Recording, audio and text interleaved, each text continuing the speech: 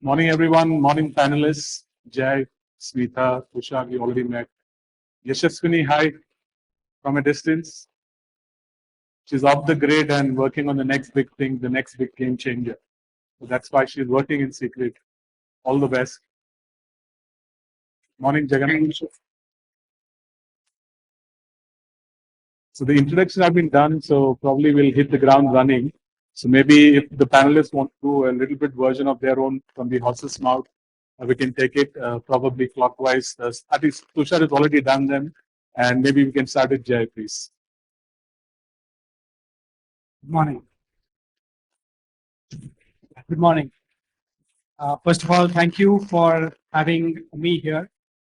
Sometimes I wonder,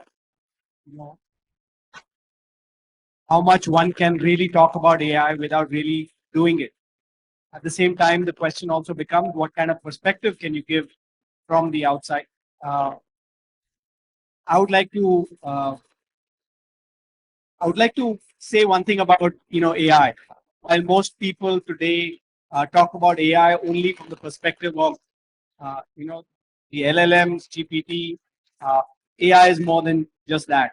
And that is something that we at C-Step have been doing for a while, especially on image recognition, image processing, data analysis. And that's one part of AI that is talked less about, but is used a lot more. So I would want people to also pay attention to that attention deficit that's there on certain aspects of AI that have not been, that's probably pushed to the background nowadays compared to what we have been talking about, large language models in the GPT and things. So I think there are a number of issues that one needs to worry about. I think I got the last part of Tushar's talk, and I think issues around ethics, issues around fairness, issues around transparency are all issues that I think everyone has to collectively look at very carefully, because technology determinism, because there are entities that are running with it, doing things, and if people are not aware of what is going on,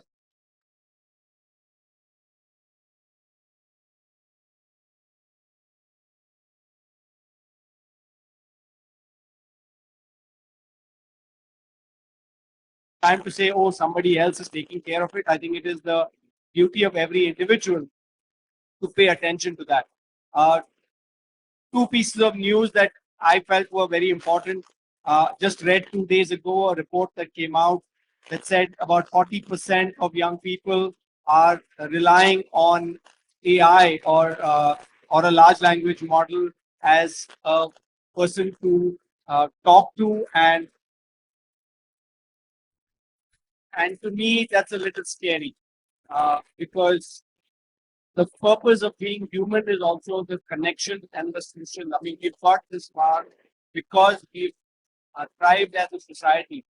The fact that we've tried together, working with each other and contributing. And I think that's very important that we need to pay attention to. If we are now suddenly going to rely on a machine or a system to confide, talk to, I do see there's a serious problem there and something that we need to be aware and figure out how do we fix that. And then the second one, that a piece of news that I was a little alarmed and worried about, is people using again LLMs and GPT to provide them medical advice and land people into hospital. So I think that's the second thing that I would really be worried about. And I think as young people here, everyone should pay attention to what's going on and see what are the pitfalls of this particular technology. It's great in terms of what we can do, but also be aware of the pitfalls. And I think I'll stop there with my. Thank you, Jai. This 40% that you mentioned, you're talking about the global India. Smita? Thanks, Jay. Hi, everyone. Good morning. It's been a fairly intense couple of days. With here in knowledge, context, places, and a lot more intelligence. Students today, they're used to be during my time, so I'm to be here as part of the student family. When I actually reached out and shared the topic, I found that, very exciting because it's a personal passion of mine to make sure that, AI and whatever else that we do. Right? But to me, the context is larger. Even in preschool, when you are taught how businesses operate, there's a whole section today that talks about ethics in business, right? Simply because we all live in a world where we have to do what is right. That's something that your parents have taught you as children. That's something that your peers in college life teaches you. And then as you grow up to become professionals or entrepreneurs or whatever else that you choose to be, it's always important to do the right thing. Now, why is there so much focus on AI? And we all anyway conditioned to do the right thing. The slight difference here is now there's no longer just the eye, the human intelligence in here. There is a machine who is being trained. So consider it as a robot that is being now given control over decisions in business that affect mankind as a whole. So depending on how this entity manages to arrive at a decision, the influence then has network effects, right? So there is a slightly more importance placed on this piece. But as long as all of y'all are operating from the right center, which is I want to do the right thing for the world, I think we'll still see goodness in the world continue. And as long as y'all are able to remember that the more important word in AI is I think we're all in safe hands. And with that, I'm going to pause and continue. Thank you, Smita. Jagannath? Sorry. Yeah, you take it. Good morning, everybody. My name is Jagan. Unlike the entrepreneurs or the inventors of AI or the inventing of AI systems, I'm the governance guy. So I'm the bad guy in the room. So I don't let them do their job easily. I do let them do their job, but I don't let them do their job easily. So my perspective on AI is everybody's in the AI race, right? I give you an optimistic view and a pessimistic view. The optimism is there is so much available, right? Even it didn't like that is the optimism. Yeah, exactly. So it knew that it was speaking to or it was letting a pessimistic guy speak. But yeah, nevertheless, the optimism is there is lots to do. There is amazing opportunity to use data. There's tons of data that's available. But the pessimism is you need to use it properly. So which is where I emphasize on responsible AI. So I'm a significant advocate of responsible AI and building AI systems in an ethical way, right? But that drives me to a more important aspect, which probably includes y'all, is AI literacy and data literacy. I'm pretty sure 90% of the people in this room, or if not more, including me and perhaps a few other panelists, would have given our phone number for a 10% more discount on an app. Yes, no? Yes. Even if you say no, the answer is yes, I know that, right? So that goes back to AI literacy. With the amount of we are so enthralled in the features of AI. Very recently, I was traveling in a cab, of course, along with my colleagues, and there was this girl who was using a Astro app, right? And the Astro app actually asked you to take a picture of your palm, right? By that, you're actually giving away your biometric data. That's the way I look at it. And when I asked her, aren't you really worried when you're giving away your biometric data? She says, who cares? So that's where a literacy comes into picture. And this girl was an engineer and she's working in a multinational company.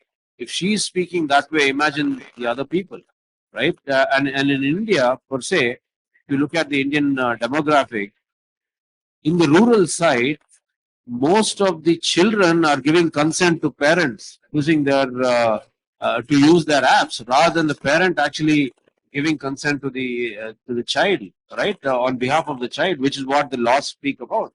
So that's where I really want to emphasize literacy is really the key. Data literacy and AI literacy, which is what is very important for us as a country and globally as well. I mean, I'm not just referring to India per se, though I've used a couple examples from India. I'll be speaking about examples of global companies that have built AI systems and how frivolous these AI systems are when you actually take it into the wrong direction. So with that, I just want to pass the message. AI literacy, data literacy is very important for us as an organization. While the lady said you are blessed with AI and you're a lot more intelligent, again, pessimistic view, you're losing the cognitive side of yourselves, or to be critical about things. You're getting carried away and getting into an addiction mode rather than actually critical thinking mode. So with that, let the forum begin. Thanks. Thank you, Jagan. Sorry, Yash, coming to you last. We're just following a clockwise pattern. Over to you, please. Yeah, thank you. And I hope you're able to hear me well. Yes, I think maybe we can increase the volume a bit. Okay, fantastic. So, good morning, everybody. Since Suresh said that the topic is on AI and we're talking about art, AI, and the evolution of technology, I said, what best than to take this from a remote place in Karwar in Karnataka. And the fact that I'm able to connect to you and probably also create an avatar of myself from this village called Yellapura, I think tells us the penetration of technology and the physical infrastructure that is growing in India. So, Suresh, thank you so much for this opportunity. And Smita, I got your message as well. Hello, and I wish I could have met you in person, but I will definitely do so once I'm back in Bangalore.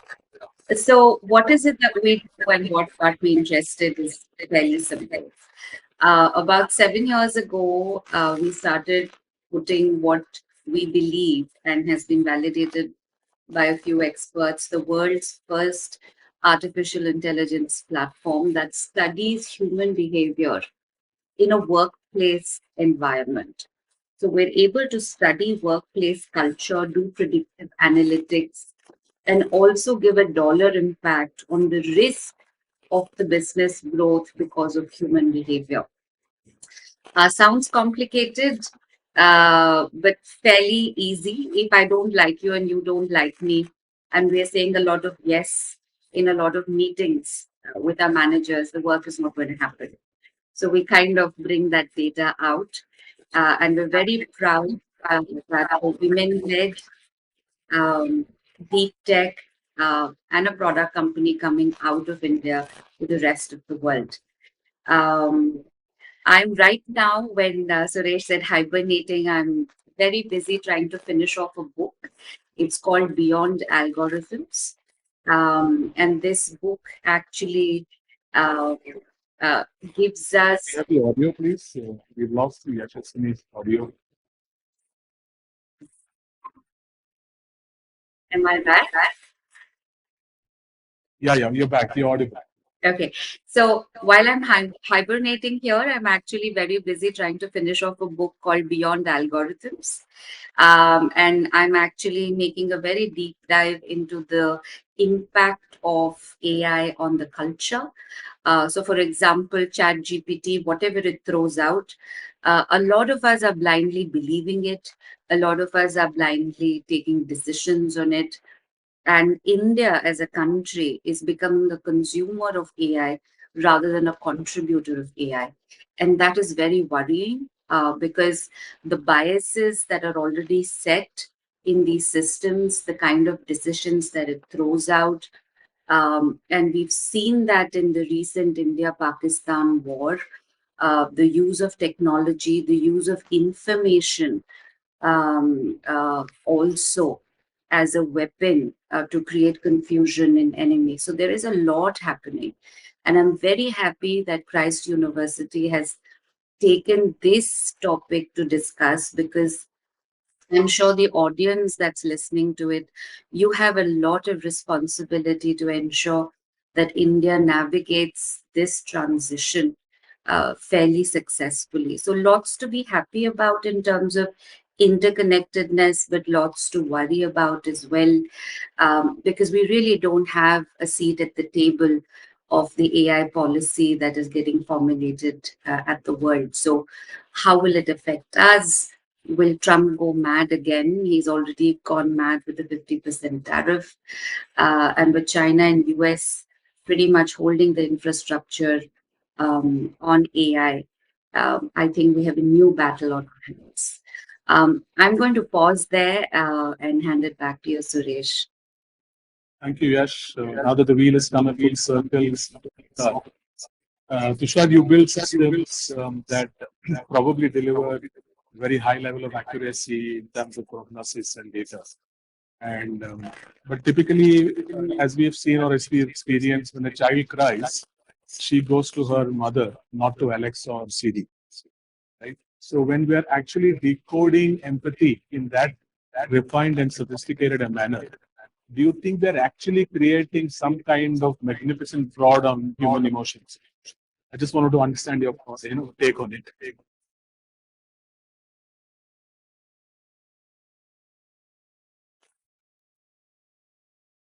Okay, so okay, so my take on it is AI in general has a lot of latent abilities. So it's not about LLMs in general, like anything that resides in the vector space, like that. That's how we depict how data is stored in any AI model. So in the vector space, the AI has a lot of latent abilities, and one of those could also be being empathetic in one particular aspect. So when we are talking about uh, analogous behaviors like mother to some AI agent or to something else. So that kind of empathetic behavior can be perceived, but it is yet to be 100% clarified that are those just some latent hidden talent, like the latent hidden talent within the AI itself, or is it some kind of a pattern that has been created within that data space because of which it is creating that behavior? And in general, if I have to say whether that AI is actually showing those kind of empathetic capabilities and so on, I would not accept it in the first go unless I have proofs from the fact that either it has like the patterns of how empathy is being produced, or it has some kind of a latent ability that aligns with this notion of capabilities such as empathy, emotion, or linguistics, or understanding culture, or having some kind of a thought process. So you're recommending a revalidation of what has been put. Yes, because as Yasser also mentioned that AI literacy is pretty much important as of now. I will go back to that particular point as well. That not just AI literacy, we need to reevaluate how we are actually verifying what the AI is producing as a result. So even if it's ChatGPT, we are talking about ChatGPT because it's too versatile. Like it's too versatile and it's uh, like available almost on every device. So that's a primary example we have right now. So based on that, if we say anything that comes out of the voice mode of ChatGPT or anything, that is just a perceived notion of what we think it thinks. And uh, the AI literacy part comes into the fact that we will at least question it once before biasing it based on what we think it's correct or not correct. For example, if I'm talking about some legalities, I put on ChatGPT, I gave it the whole BNS. I think. So I'm going about it. I'm asking ChatGPT, oh, so you have real time information based on that. Just tell me about these things, etc. So how much do you want to believe it's true is based on your own personal conscious bias. But at the same time, as AI literacy, like if we like there's a boom in the AI literacy aspect, people start questioning what they're thinking as well. So at least you can conquer that. Okay, these are the thought patterns that the AI is producing, but at least I know that I still need to verify. This is what I'll suggest on the board. Jay, you work at this rather interesting intersection of policy and technology, right? And given where our country is actually journeyed in terms of digital transformation vis-a-vis the UPI and the Aadhaar, which is probably transcended beyond technology to embody care. right? I mean, it has probably changed the lives of a lot of people, millions of people in the country. Would you have any concrete examples of something else wherein the algorithm is shown a propensity to really articulate soul more than anything else? Okay, when you started out with the idea of do algorithms have soul, I would start by saying no, because we are anthropomorphizing systems more than we should. Let's start with that, right? Because when we say, oh, this system is showing this behavior, we are giving it that notion of a soul when it doesn't have. So what do these systems do? They're just taking data from the past and regurgitating it back to us in a particular form. And one of the big things that has come up is the notion of hallucination. But humans hallucinate too.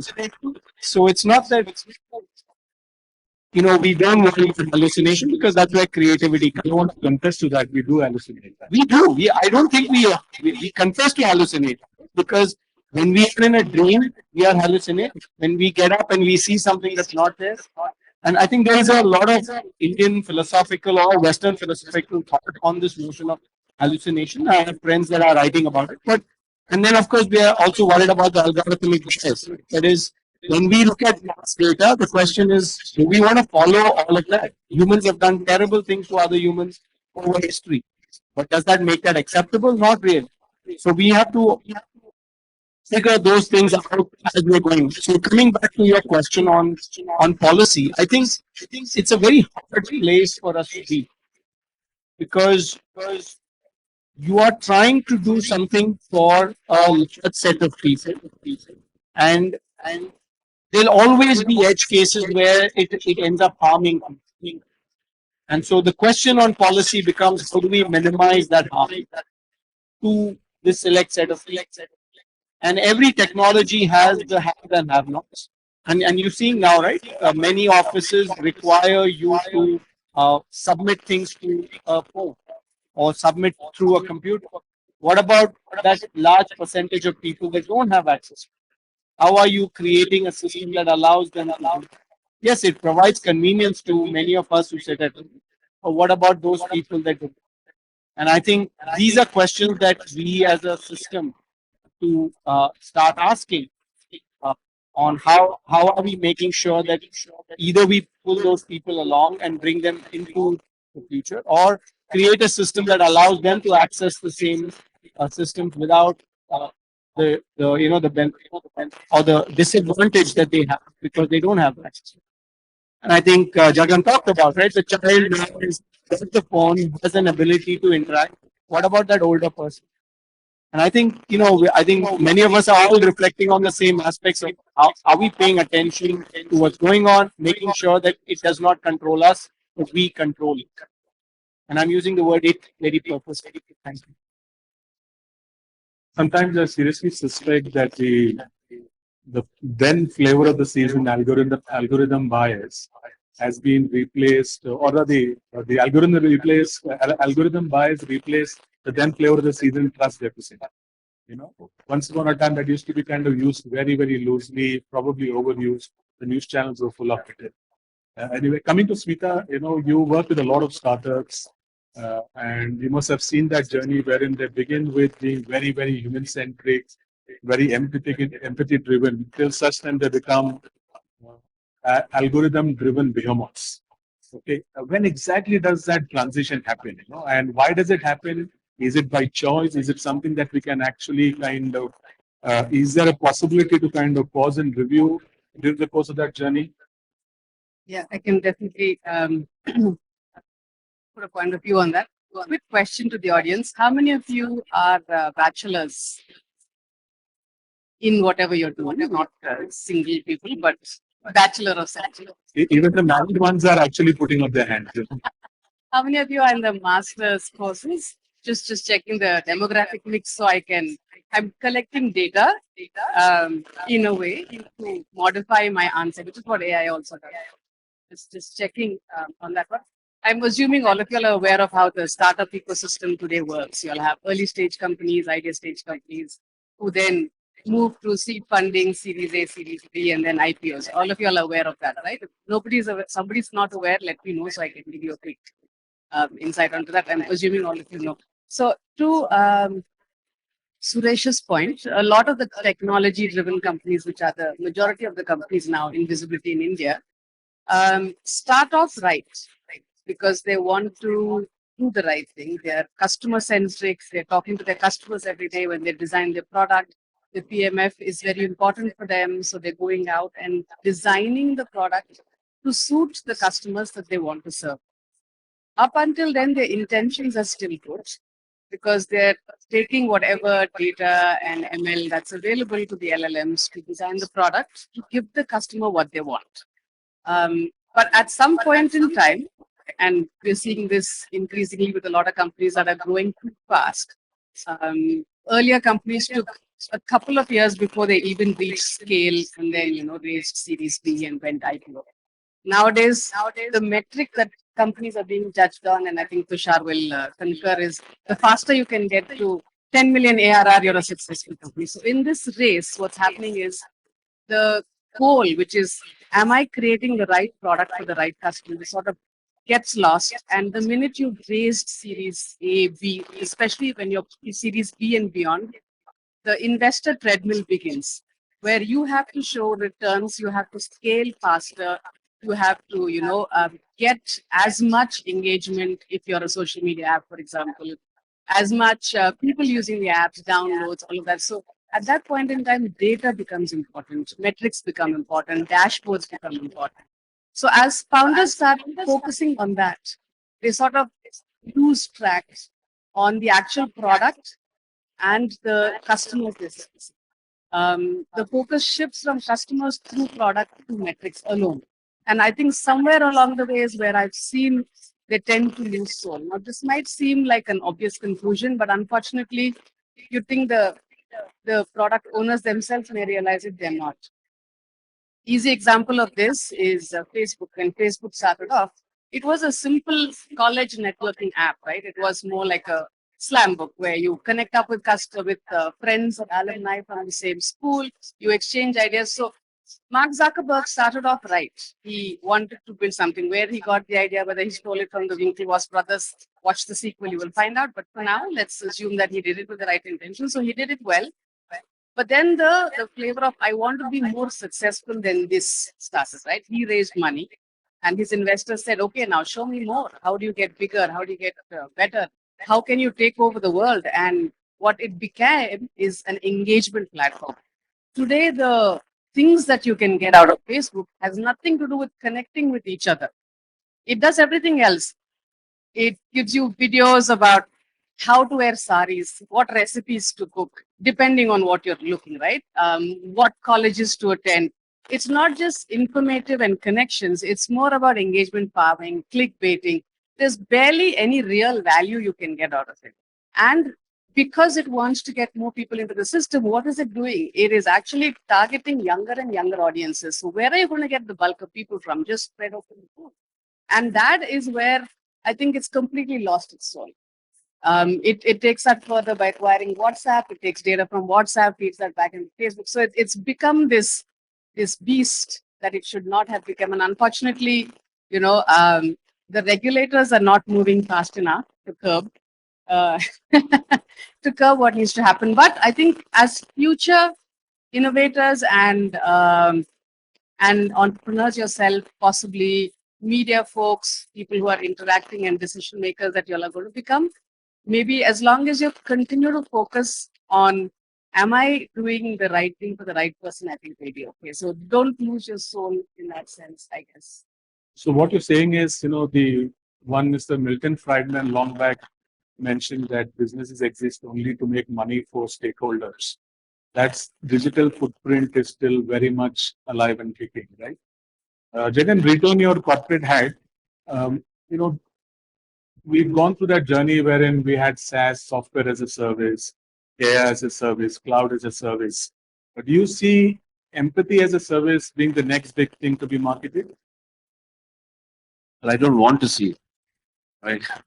Because primarily, because then you're losing the connect, right? but it's a good idea. I'm not denying the fact, and people are also thinking about this empathy as a service. The reason why I'm saying I do not want to see that is then the crux of an organization is empathy, right? I mean, if you're working for an organization or if you're actually interacting with an organization, I'll give you two examples. Very recently, I was at called Bank of America, right? I was very astonished that it didn't allow me to speak to an agent, right? Everything was bought, and it was asking me for my phone number, and I have moved out of the US a while ago, and I don't have a existing phone number. It says you cannot go beyond it, and I've tried every possible way, even, I mean, sorry to use this word, abusing it, but it just kept saying, I'm sorry. It was empathetic, but it, damn it, didn't even realize the frustration I was going through. That's not empathy in my context, right?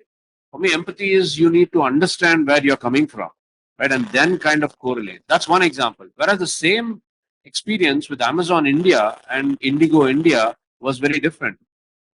They're trying to bring in AI systems to gauge the empathy or gauge the mood of the employee. Right. Again, that goes into data privacy. You're breaching into their privacy. You need not know what the mood of the engagement is.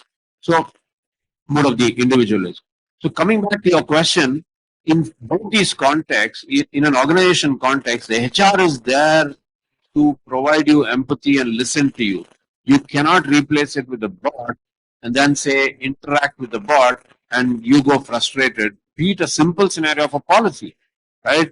There are several bots which are built for understanding the policy of your organization. But if you're not able to get beyond a particular point, that is where empathy really kicks in, not in the beginning, right? And secondly, um, the aspect of soul in a bot doesn't exist at all. I mean, in my view, again, I mean, from a pessimistic perspective, you can only go to a particular point in time. All right, and after that, you have to have a human being at this with the kind of AI systems that are being built.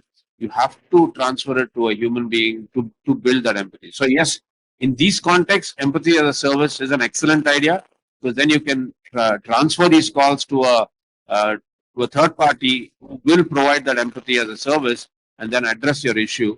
But I would suggest you provide that as a first option rather than giving it as a last option when you're already frustrated, and then the empathy aspect will come down drastically because you're transferring to an individual who is going to provide empathy as a service to you, and you're already frustrated. You're going to unleash your frustration to that particular individual. It is like that 18-minute wait listening to very bad IVR music at a bank's call center, and then the problem is not solved, and they typically escalate it to their manager, and then the audacity of that last question is there anything that I can help you with?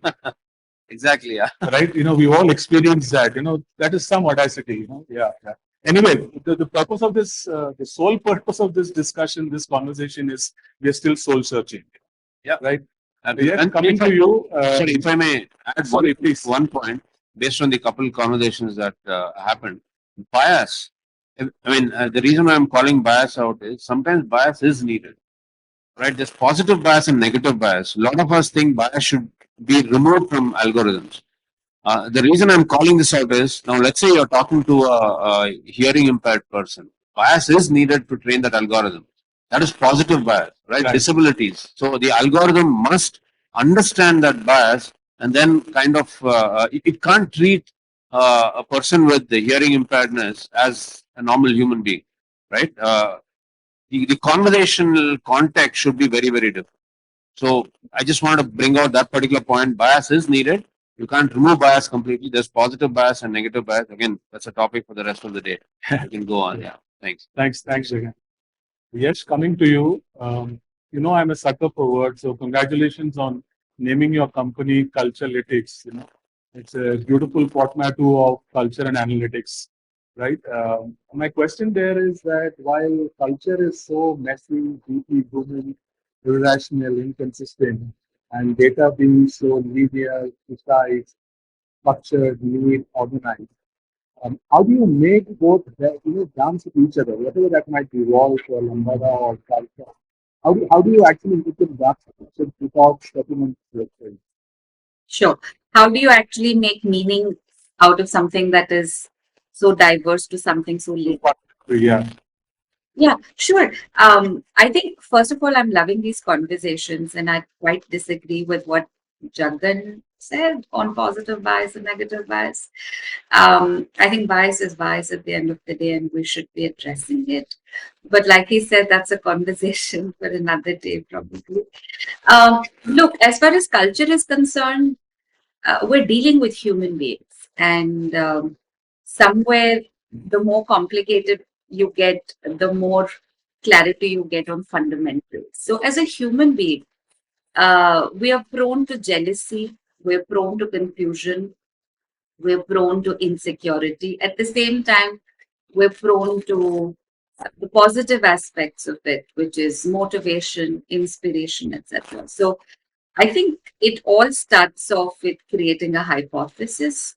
And the way we've kind of achieved success in this is to actually translate the mandate into behavior terms, right? So, for example, if I want to lose weight, then it's a very simple example. There are certain behaviors and there are certain patterns which needs to be followed through to achieve that objective. Similarly, if an organization wants to improve its top line or wants to get in more discipline to drive bottom line results, there's certain patterns on behavior that must be streamlined. So our hypothesis is based out of that, and the algorithms always learn. Um, Currently, our platform kind of derives data from about 6,000 organizations across the world. So it's constantly learning. And our predictive analytics, what we call our estimates given to variance. So I think the wonderful thing is that we're cognizant of the fact that we're not in the process of judgment. We're in the process of giving insights where leaders can take some actions, corrective actions if need be, on the journey ahead. Culture is a journey; it can never be a destination. It is complex. Human beings are complex, so the derivatives of something that is complex can't be as simple as that. So that's the way we kind of go around it. But interestingly, Suresh, as we're studying more and more organizations across the world, we're seeing a huge divide in terms of application of technology and discretion. I think we're finding people who are born before 1980, if I may to call that deadline, questioning a lot of the outcomes that the machines give us, whereas the younger generation are kind of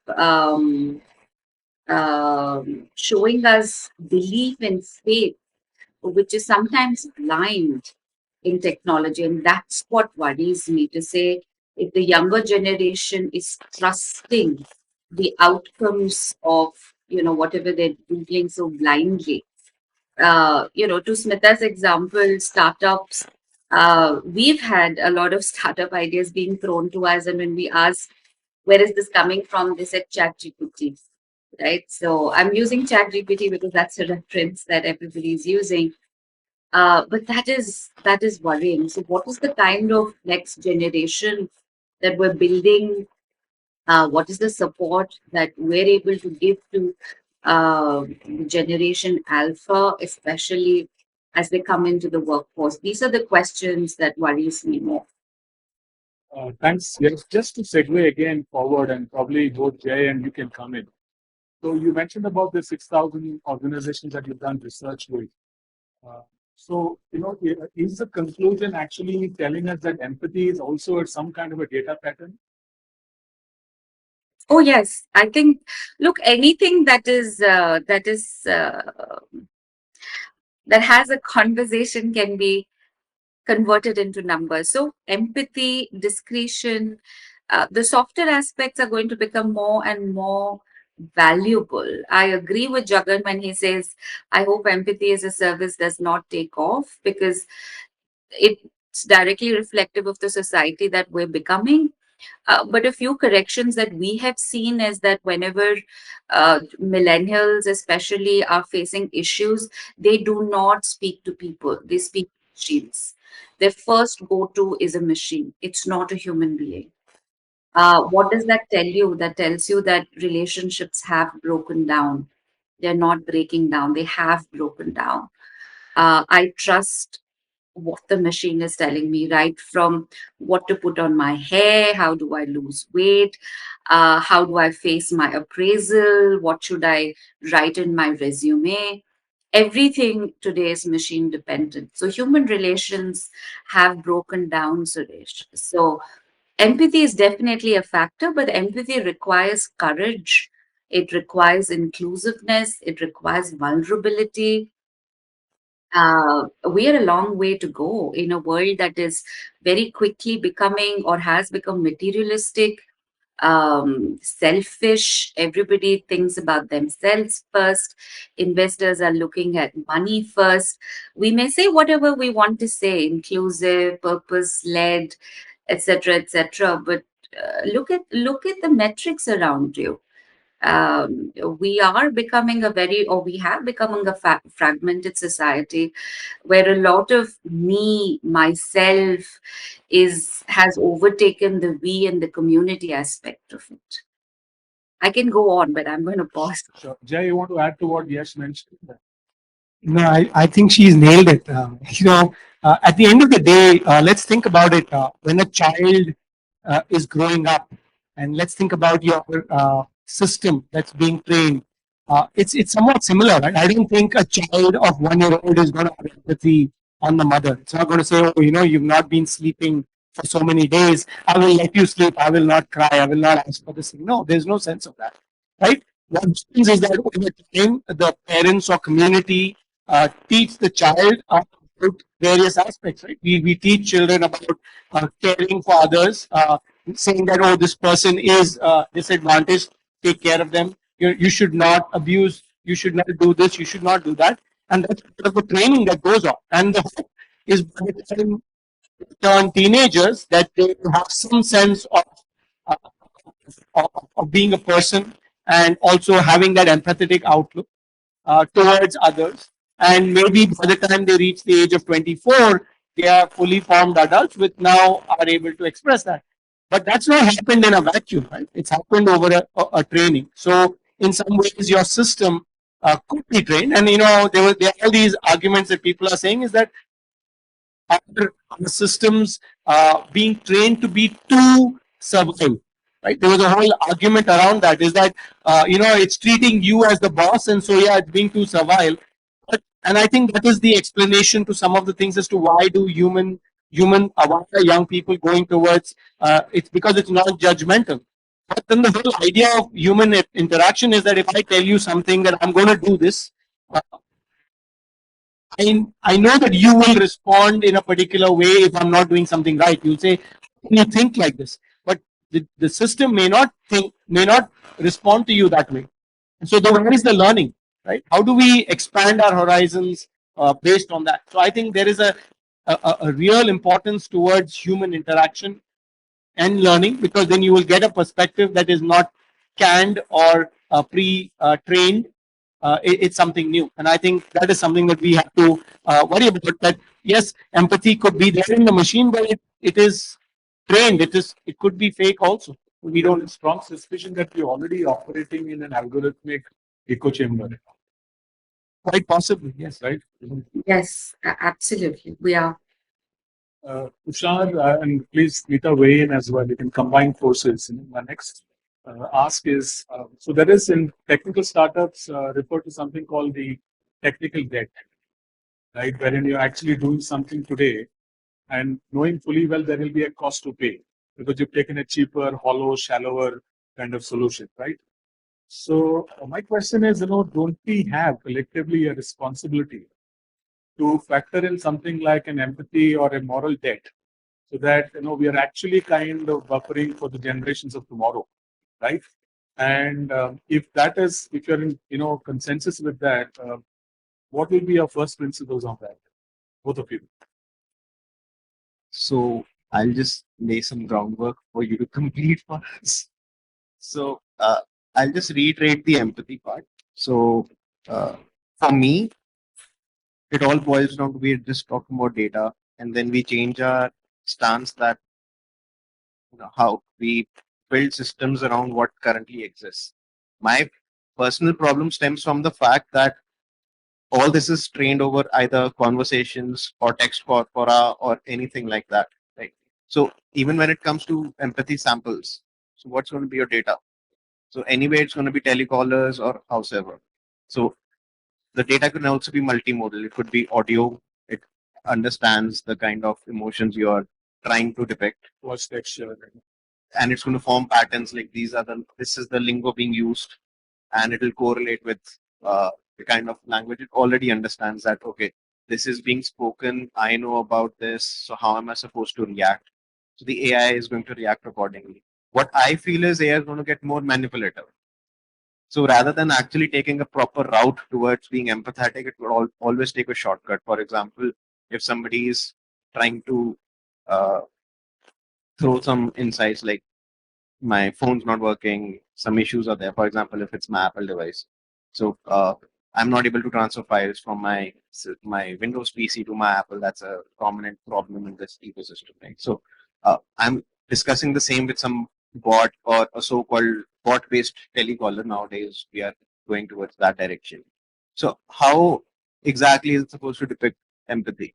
But now coming back to your same question, so when it comes to businesses, our first objective usually is to go to market faster, and in that whole process, the whole conscious thing comes into picture. Like how much, like what's the give and take here?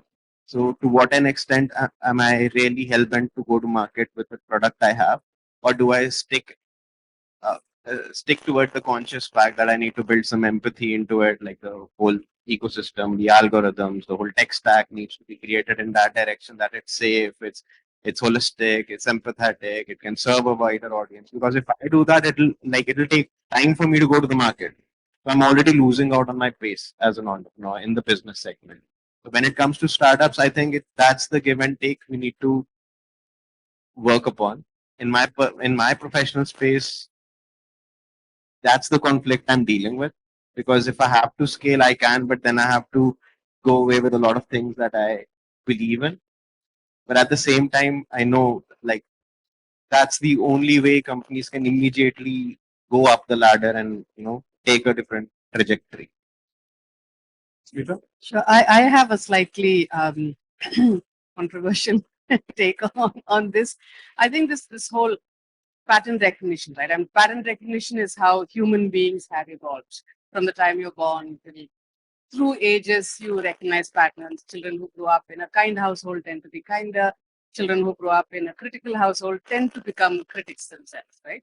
So all of this is now transitioning into the data that's being fed directly from humans into other humans to artificial humans into humans, right? So with that being the context, this is actually not a new generation problem. I think it's been a generational problem for a long time. If we were always empathetic human beings, we would not have had the pasts and the wars and the disasters and the Nazi regime and the Godra disaster, right? We are just, as humans, we tend to be led. Generally, we have a herd tendency and we tend to be led. And if we become humans who have grown up just siloed on one point of view, which is the technology given point of view, then we refuse and stop learning from everything around us, right? So that's where the danger with AI is today. It's not that our mums are not WhatsApp university graduates. They still are. They have grown up very empathetically, but they still listen to what happens. It's not like our grandparents were not biased, right? They believed religion would cure all things because we need to have faith in something. Wisdom of the plants. Yeah.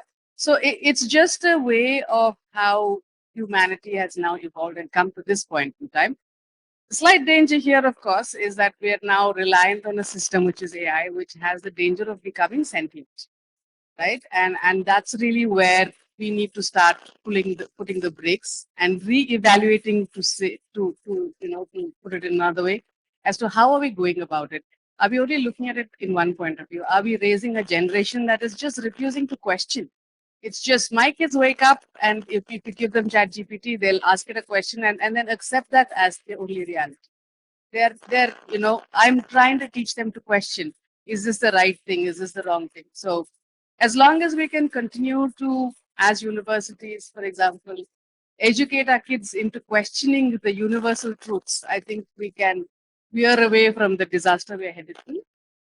And so even, when you put this onto the startup ecosystem, as founders, we need to also put the brakes somewhere and say, you can grow and you can also do the right thing. It doesn't have to be mutually exclusive. What sort of data am I training my algorithms on?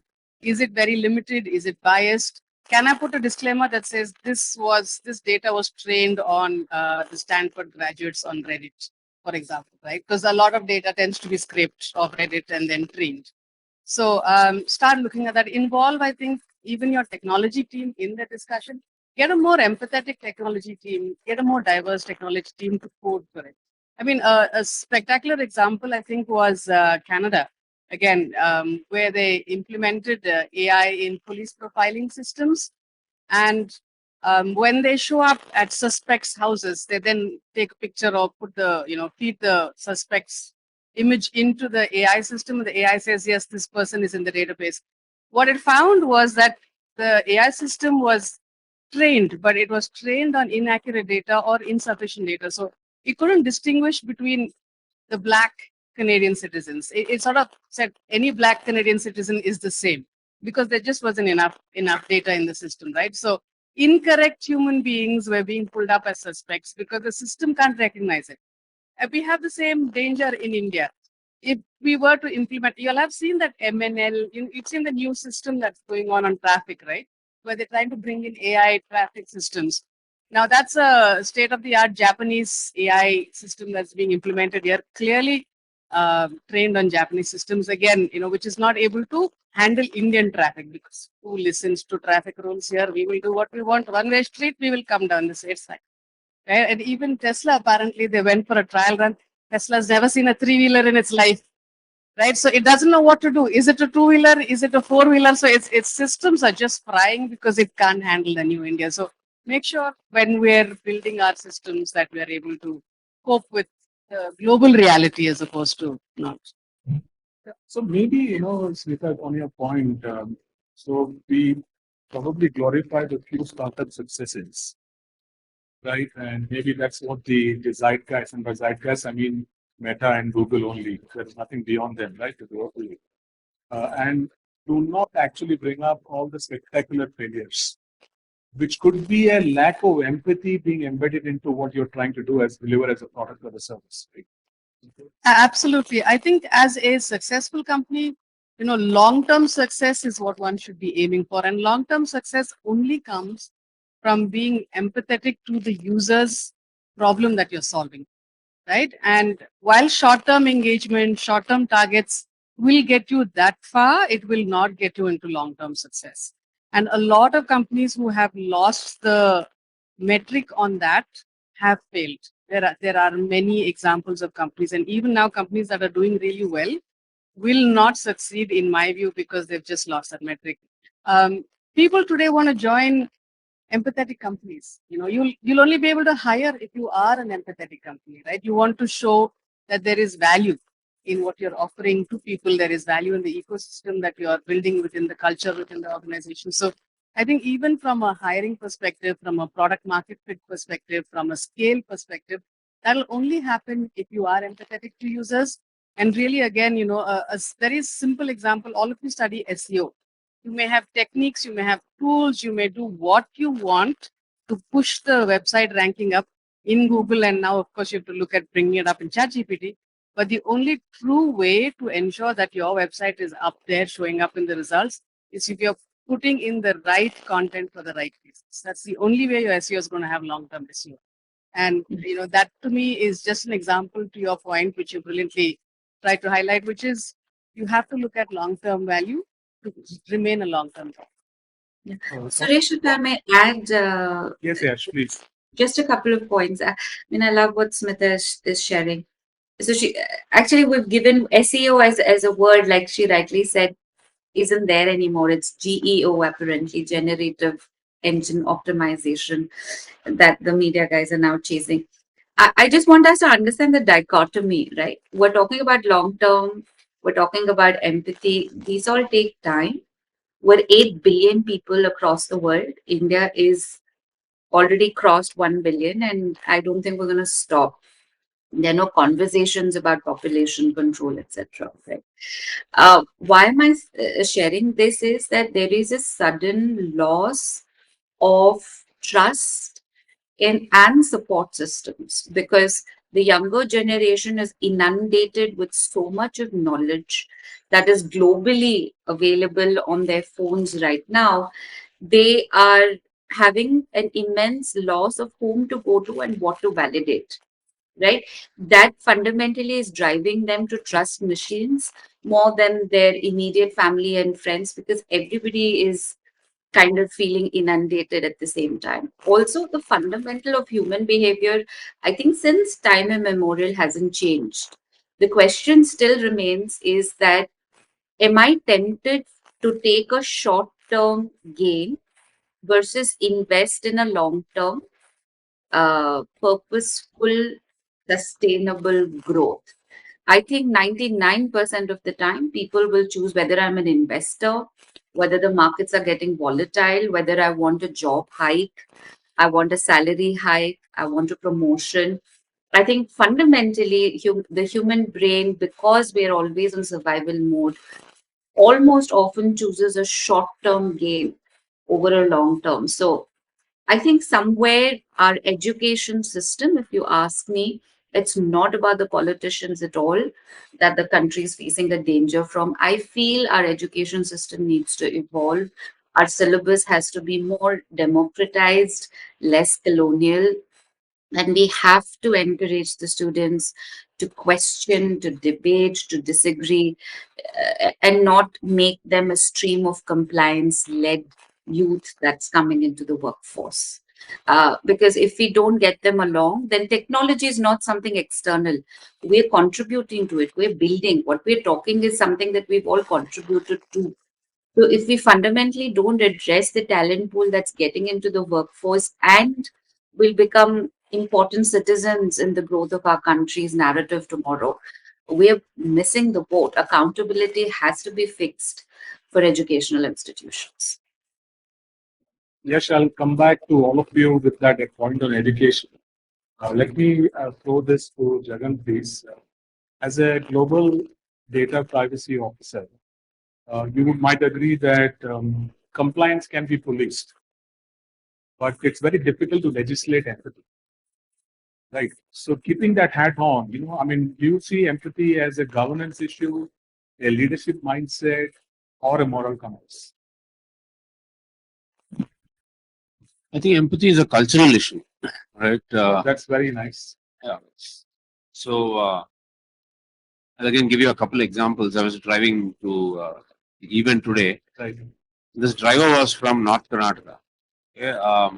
So I asked him, "Do you take the expressway, I mean the flyover, or you use the?" He asked me that question. I said, "Do what the map says."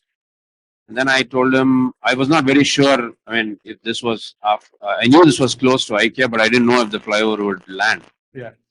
So he answered saying, "I'm doing what the map says." I mean, and if because I'm from Karnataka, I understood his tone.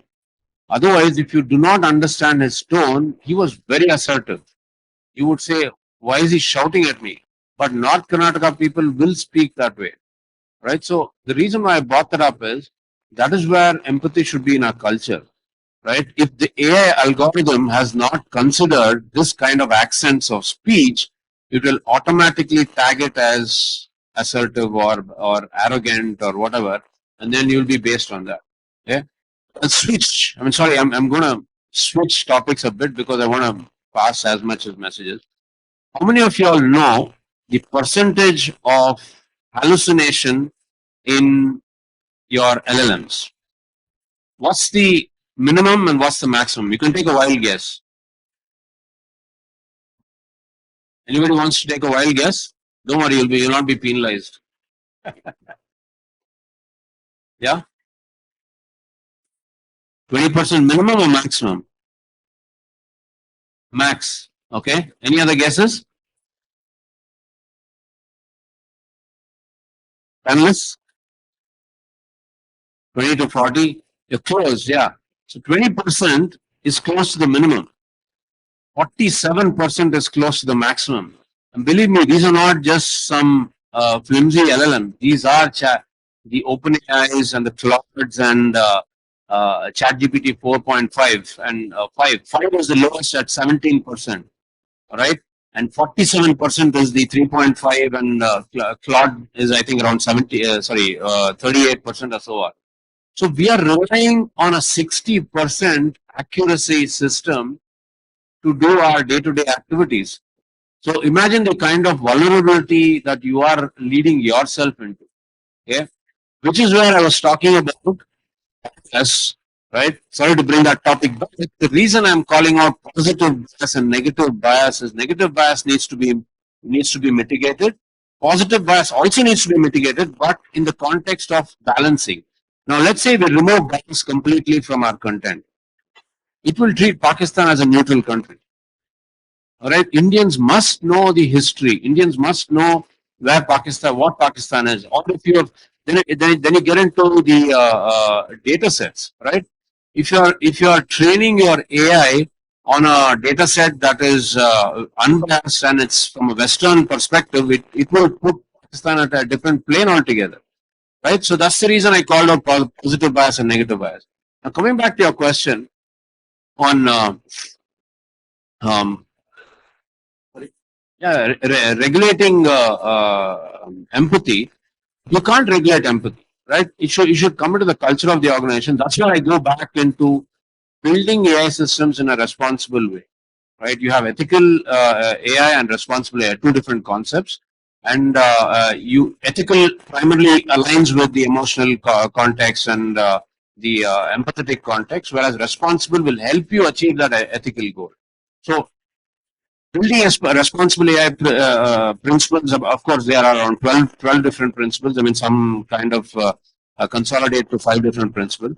So if you have to advise an organization to build AI systems in a responsible way, more ethically and more empathetically, then you need to align with the responsible AI principles, which will include fairness, transparency.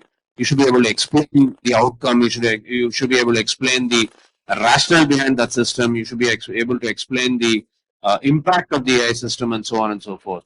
And at the same time, one point that developers are missing out is, again, going back to the empathetical factor. I'm sure all of you have read enough about environmental damage, right? And everybody vouches for protecting trees, protecting water, and the kind of pollution. You know, one of the responsible AI principle is environmental damage. Have you ever heard anybody talking about environmental damage? Never, right? While it might be a policy, but nobody speaks about it. That's where opportunity comes into picture. If you move into environmental damage, considering environmental damage, the damage AI is causing, the data centers, it is really messing up our oceans. No one is even thinking about it. People are building AI data centers in our oceans, right? Primarily because the amount of cooling that it requires is humongous. So imagine the sea life that is getting damaged. So it is like industrialization, right? You have gone through industrialization and now you're thinking about environment. The similar context will come into picture even in AI. After 10 years, they're going to be talking about environmental damage of AI systems, right? So it needs to be governing. It needs to be embedded into the governance aspect, right? The reason why I said culturally, because unless it is culturally driven, you will only have a tick in the checkbox from a governance perspective. It has to be top-down driven. The organizational senior leadership must understand what the empathetical AI is, where you can build or implement AI systems versus where you cannot. You cannot replace HR with AI. because that's where empathy exists the most, right? You cannot replace AI. You cannot replace healthcare with AI, because that is where empathy is most required. Let's say simple scenarios. I chat with an AI bot saying I have a headache. It could be something very critical, all right, and it can't just what do you say, prescribe a crocin or just go see a physician or whatever the case may be.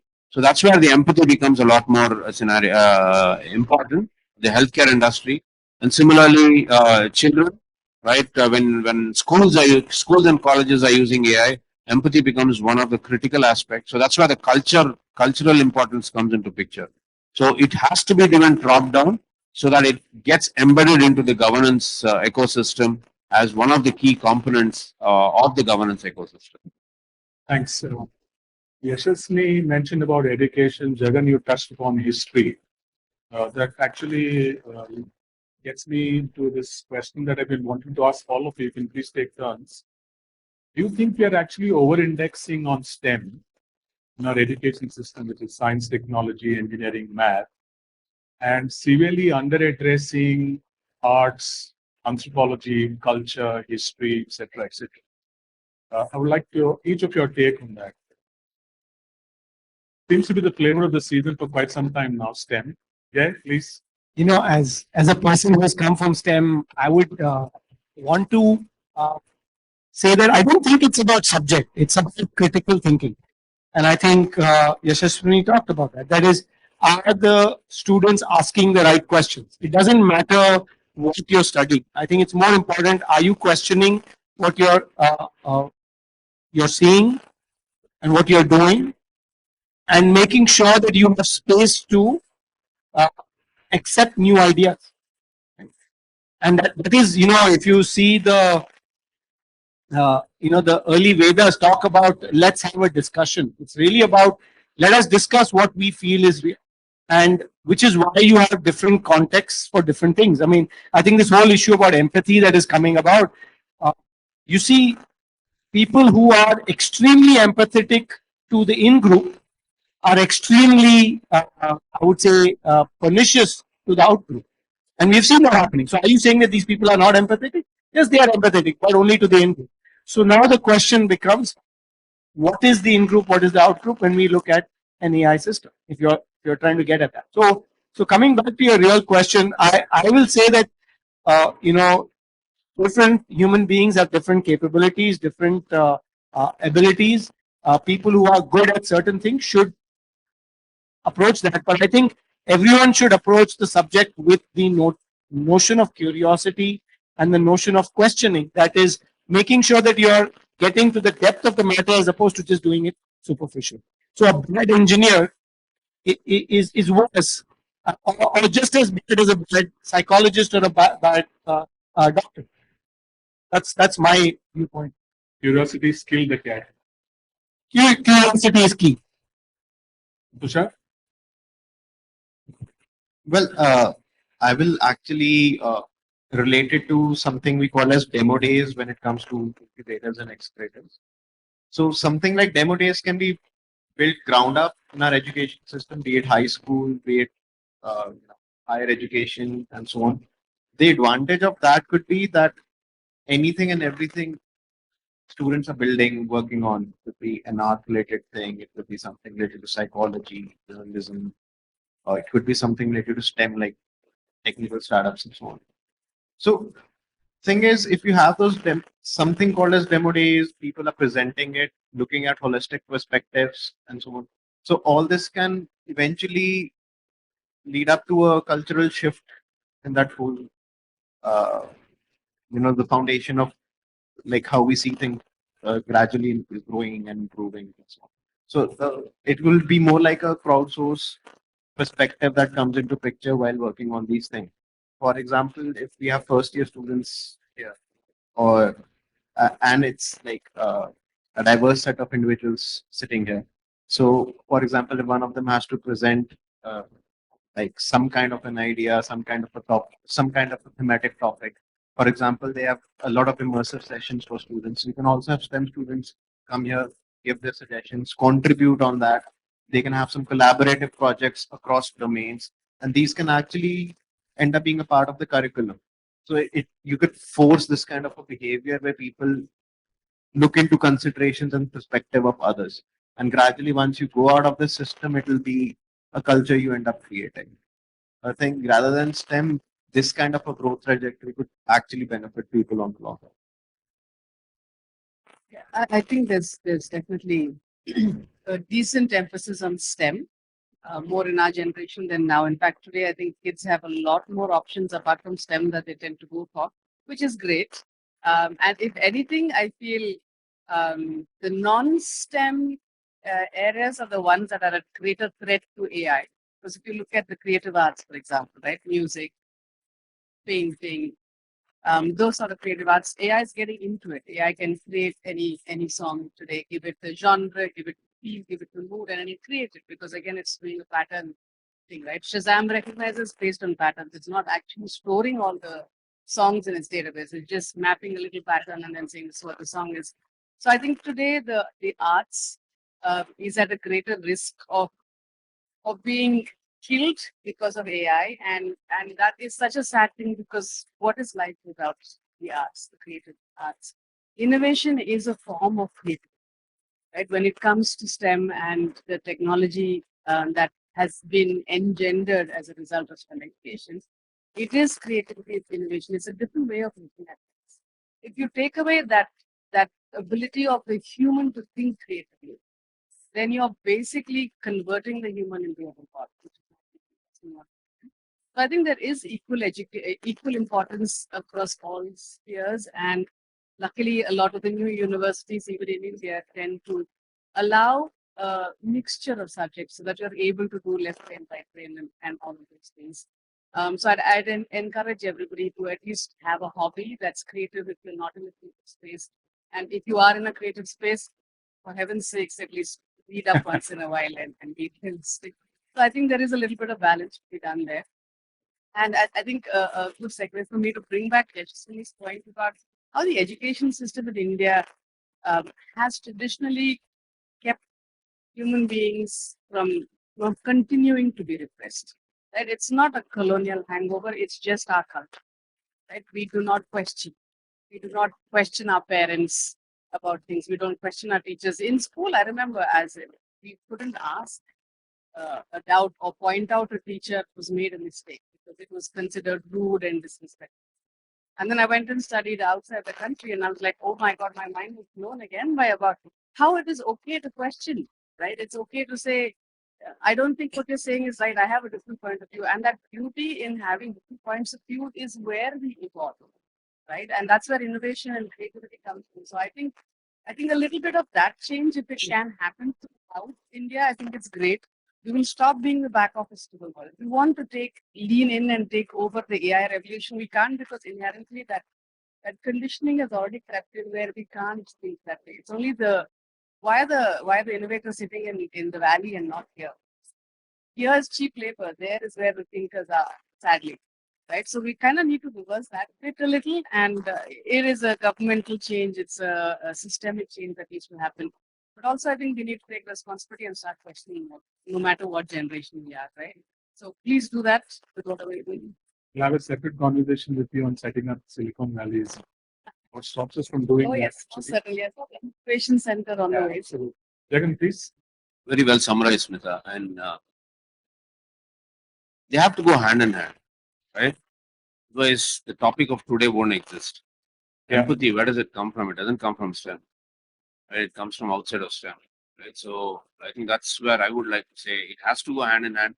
And it's very critical to have the other side of STEM equally as much as STEM, because without it going hand in hand, you will not be able to utilize your cultural excellence, your critical thinking, and so on and so on. But I'd like to leave with some 4 or 5 new terminologies. I didn't want to forget any of these, right? In the AI space, right? Interesting views, and I'm trying to read a lot about it. Okay. One is, of course, I mean, all of us know AI addiction, right? AI addiction. AI addiction. The simple scenario could be, let's say you're using an AI recruitment model, right? And then the AI recruitment model, of course, the laws, the EUA Act is one of them, and there are several other, four or five other AI laws as of today. They all say human in the loop, right? You need to have a human in the loop. For what?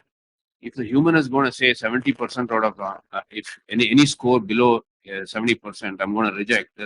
Human is doing what AI is asking them to, right? So that's what AI addiction is. You can't get addicted to AI. Well, I use a very simple example. You can't just get addicted to AI for whatever it said. Second one is mood manipulation. AI is doing that very well. Right? It's pulling you into a conversation and only allowing you That's to change. beyond doubt because we've already outsourced our boredom to big tech. Exactly. Right? Yeah. It's already been done. We've been doom scrolling and whatever it is. The moment we don't know what is being bored, how to handle boredom. Yeah, exactly. So mood manipulation is another one. Emotional pattern mining. This is a very interesting aspect because that's how you are training AI, keeping this in mind to pull people into conversations, which is leading to the next one, psychological manipulation. You can actually manipulate, which is already happening in a way or the other. But AI is doing this a lot more because it's understanding your mood. It's pulling you into a kind of pattern mining, and then manipulating your psychological trends and overall psychosis. Okay. Then you have of course, I mean, this is a very common scenario: conversational restriction, right? Because it's pulling you into a conversation, and you're so dragged into it, you're not using your critical thinking at all. So you're believing it so much. And then, of course, social engineering and perception restriction, okay, which is where you're training data sets. But I think the most interesting one is emotional pattern mining and mood manipulations. A I think lot of that's a digital huge. advertisers are using it already. The mood manipulation. Yeah, exactly. Yeah. So these are the concepts that are being spoken about a lot more now, or being thought about, and then reflecting back on how AI can over influence, or the reason, or the reason for us as governance heads to think of how to restrict these or put guardrails around these. You can't restrict them. You have to put guardrails. So I would say it's a balance. Without the other side, today's topic won't happen. Right? Thanks. Thank you. Yes. Yeah, thank you. I'm going to really apply myself and try to say different things because this is so well put by everybody. And so, a couple of things. I think we need more of STEM, not less of it, because that is the future. We are staying in a digital world, and we need cross pollination of subjects, which I think all the panelists have spoken about. So, STEM, or I think we need physics also into the STEM. I think I'm fighting for that. So we need more of STEM. We're in a digital world. We need a cross pollination. I mean, nothing stops an art student from studying science either. It should not only be the onus of a science student to study art. So I think we need to go beyond thinking silos as far as education is concerned. From the next step standpoint, two things. I think our country needs a very, very well-defined AI policy. We don't have it. For example, he spoke about Vedas. I did a lot when this imaging and deep fake and everything was coming about. I actually went in and said, how did Lord Rama look like? Right? And it gave me all the features of a Greek god. And I had to put in a prompt to say, UP, Northern India, Ravana, Sri Lanka, so maybe a Tamilian. So do you have all of these? And it started giving me, Greek god, Nordics, those kind of features. So, and we're basing decisions on it. There's mood manipulation that is happening. So I think we have to take this responsibility. We've been very, very careless about the world that we're inheriting, and I have no shame in saying that, because we've not contributed to it. I mean, he spoke about North Karnataka tonality. Where is the data set? That currently the data set, because we're so horrible in documentation, we hate documenting anything, that unfortunately there is a huge gap and vacuum in data sets on which machines can learn. So I think we have to start contributing to it. And I'll go back to the point that one of the panelists made on literacy. I think the fundamentals first. So we need an AI policy, we need a talent policy.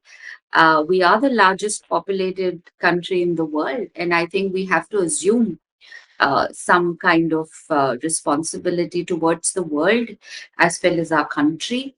And I don't want to sound political, Suresh, but in the age of Pegasus, mood manipulation, demographic, deep fakes, information warfare, I think the civil consciousness also needs to come up. Because the war that's going to be fought, and this perpetual war, right? Peace is an illusion. Peace is just a position of strength.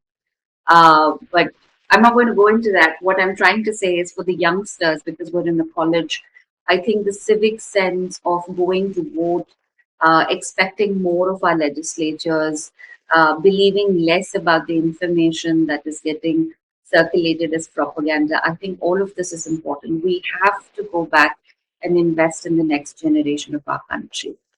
And to your question on empathy as a legislation, because I come from a background of family background of bureaucracy and law, Suresh, I think what we're trying to say is, when you talk about law, there is the law in letter and there is a spirit of the law.